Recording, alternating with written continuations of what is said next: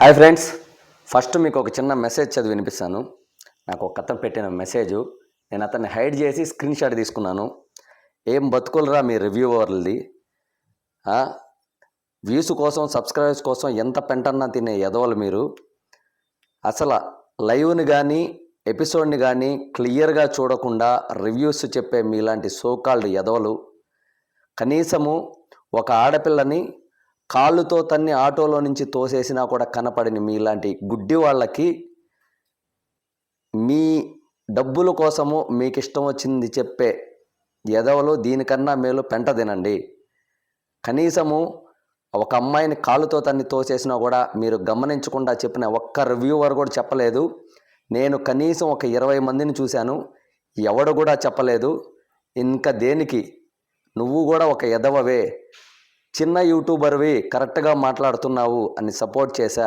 కానీ నువ్వు కూడా టైంపాస్గా చూసే రివ్యూలు చెప్పేవాళ్ళలాగా ఉన్నావు. Good bye.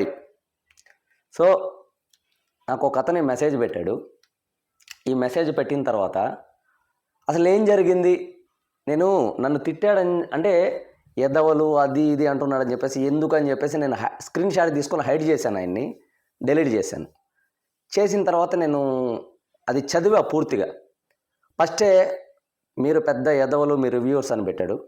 ఫస్టే నాకు ఎందుకో అసలు ఆ మెసేజ్లో ఏముందని చెప్పి ఆ ఎపిసోడ్ని ఆటోలో కూర్చొని ఆడిన టాస్క్ ఏదైతే ఉందో మెగా చీఫ్ కోసం కనీసము 20 to 30 టైమ్స్ నేను చూశాను. ఫస్ట్ ఆఫ్ ఆల్ అందరికీ సారీ అండి.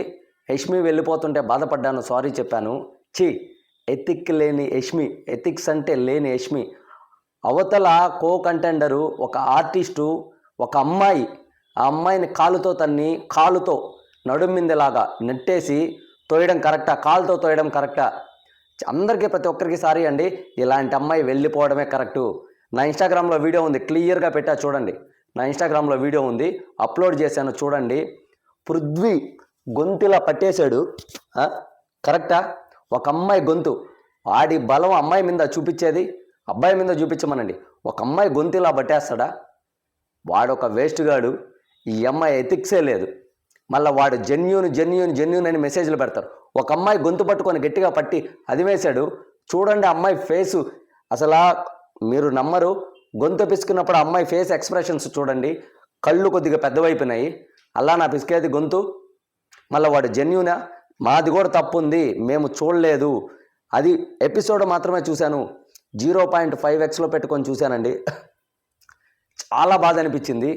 ఏంట్రా వీళ్ళు ఇలా ఉన్నారు, ఇలా ఆడుతున్నారు. ఒక గేమ్ కోసం ఒక అమ్మాయి గొంతు పట్టి పిసికేశారు. యష్మి ఏమో కాలుతో నెట్టేస్తుంది. యష్మికి అనవసరంగా షార్ట్ వీడియో ఒకటి పెట్టాను, వెళ్ళిపోతుంటే బాధపడ్డా. ఇంత కష్టపడిన అమ్మాయి వెళ్ళిపోతుందని. ఇలాంటి అమ్మాయి వెళ్ళిపోవడమే కరెక్ట్ అనిపిస్తుంది నాకు. నా మీద నాకే అసహ్యం వేస్తుంది.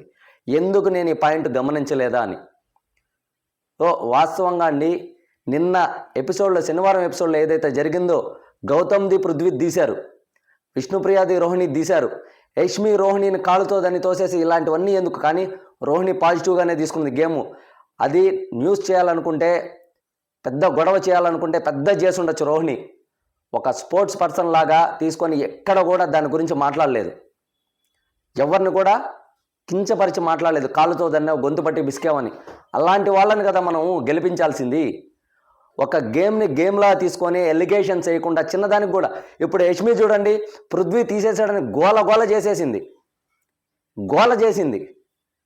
రోహిణి గేమ్లో నుంచి కింద తోసేసిన దానికి గోల చేయలేదు.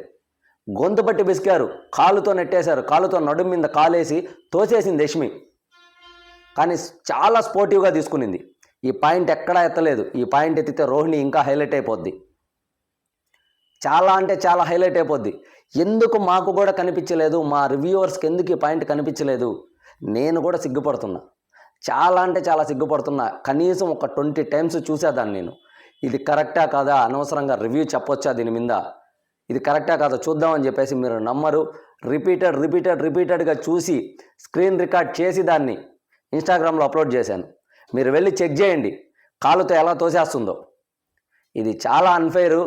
దీని గురించి మాట్లాడకపోవడం కూడా వీకెండ్లో నాగార్జున గారు బిగ్ బాస్ కూడా దీన్ని పెద్దగా పట్టించుకోకపోవడము, పెద్దగా చెప్పకపోవడం కూడా చాలా అంటే చాలా అన్ఫేరు. ఒక ఆర్టిస్ట్ని, ఒక కంటెస్టెంట్ని కాలుతో నెట్టేయడము, గొంతు పట్టి పిసకడం చాలా పెద్ద తప్పండి. ఇంతకు మించి వీళ్ళు ఎథిక్స్ లేని మనుషులు, ఈ బ్యాచ్ ఏదైతే ఉందో ఇలాంటి వాటిని కొన్ని మంది చెప్పరు. కొన్ని మంది రివ్యూవర్స్ ఎందుకు చూసి చెప్పరు? పెద్ద పెద్ద యూట్యూబ్ ఛానల్స్ వాళ్ళు ఇలాంటివి చెప్తేనే కదా మీరు జెన్యూన్ అని నమ్మడానికి. మీరు చెప్పరు, ఎందుకంటే మీకు ఇలాంటివి కనపడదు.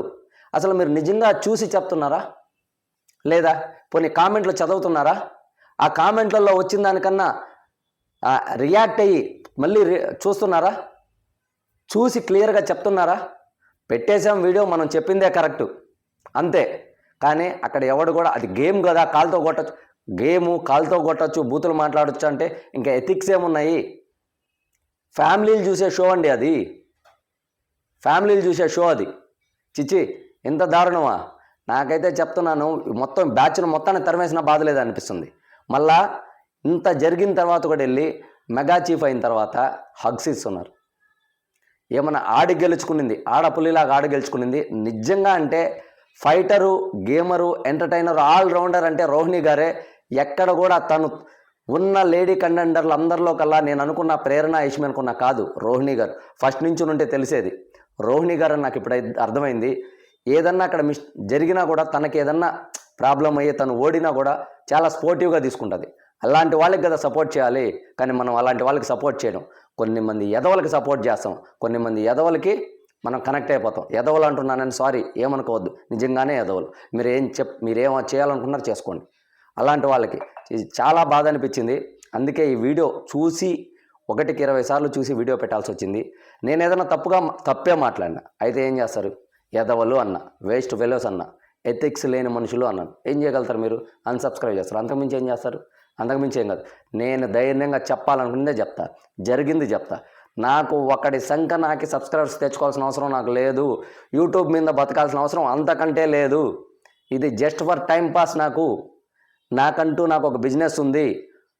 ఒకడికి సపోర్ట్గా మాట్లాడి వాడి సంఖ్య నాకి సబ్స్క్రైబర్స్ తెచ్చుకోవాల్సిన అవసరం అస్సలు లేదు. మీరు ఏమన్నా అనుకోండి, ఎవడు జెన్యూన్ ఉంటే వాడి గురించి చెప్తా, ఎవడు తప్పు చేస్తే వాడి గురించి చెప్తా. సో నేను చెప్పాలనుకుంది నేను చెప్పాను. ఇది ఇంత కోపంగా చెప్తున్నాను ఏందనుకుంటారు? నాకు బాధ అనిపించింది ఒక ఆడపిల్ల విషయంలో, అందుకే చెప్పాను. థ్యాంక్ యూ సో మచ్ అండి. నా వీడియో నచ్చితేనే సబ్స్క్రైబ్ చేసుకోండి, లేకుంటే మీ ఇష్టం. షేర్ చేయండి, లైక్ చేయండి, కామెంట్ చేయడం మర్చిపోవద్దు. Thank you so much.